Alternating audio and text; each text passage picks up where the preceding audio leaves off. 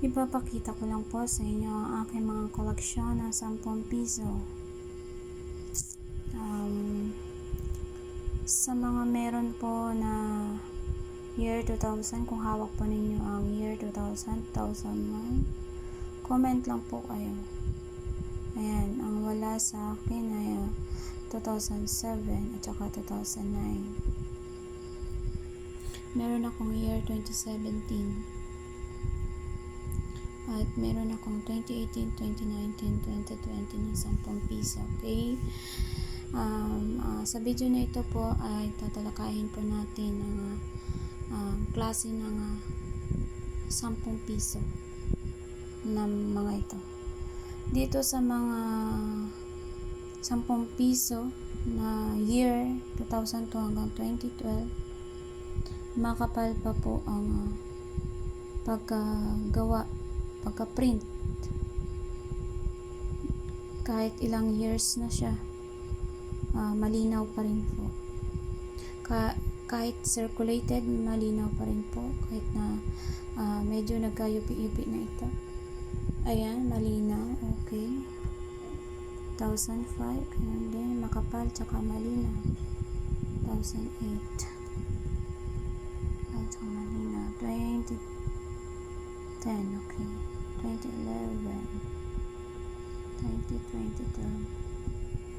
Ito, ipapakita ko sa inyo itong year 2017. Manipis na po ang pagkagawa ng year 2017. Bago pa po yan, circulated na po ito. Circulated coins.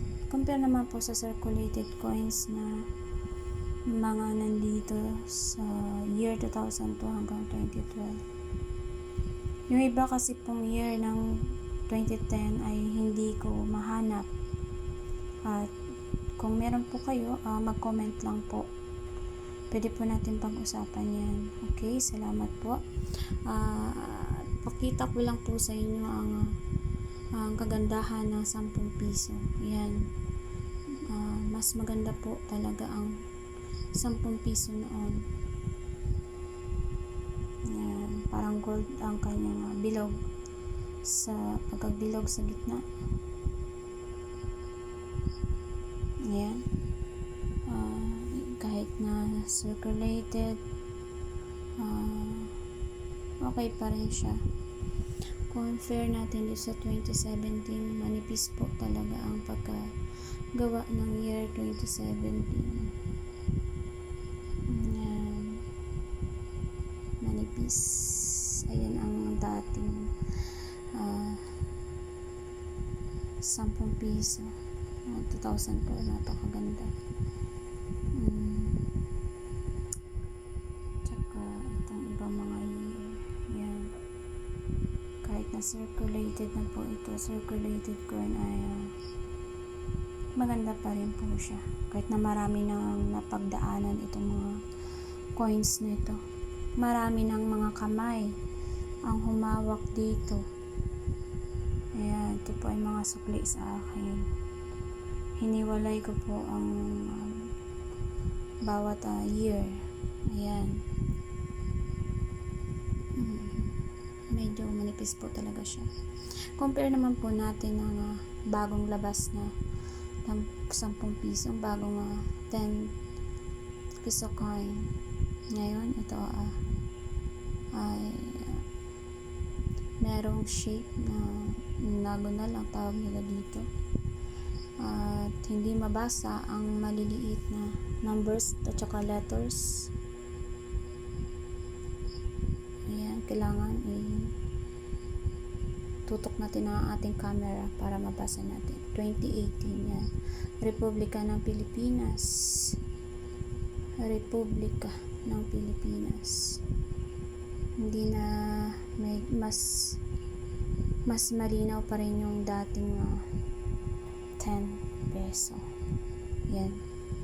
Compare natin dito sa bagong labas na 10 peso coin. Republika ng Pilipinas 2018 10 peso coin. Ang bagong series ng 10 piso.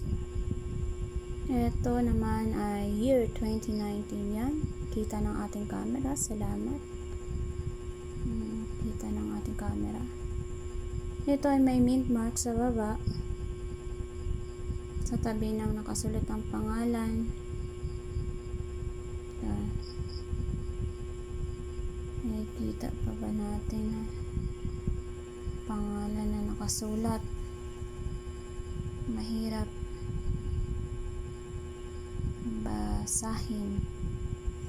And then next, Apolinario Mabini ang pagkakabasa ko rito sa 10 piso. Sa 10 piso, Apolinario Mabini. Tama po ba? Kung mali po ako, paki-comment na lang po. Ito po year 2020 na 10 piso. Yan compare po natin sa dating 10 piso. Talagang nakasulat ng mabuti, malinaw. Kahit na medyo malabo ang ating mga mata, ay makikita natin ito. Nakasulat, malinaw. At saka 2 bayani ang nakasulat sa 10 piso natin noon. Ayan po. Tignan po natin itong 2012. 2 bayani ang nakasulat sa 10 piso. Apolinario Mabini at saka Andres Bonifacio po ang ating magigiting na mga bayani ng Pilipinas. 2 ulo ang kasya sa 10 piso. 2 bayani. Okay. Ito naman, 1 bayani na lang ang kasya, pero malaki siya.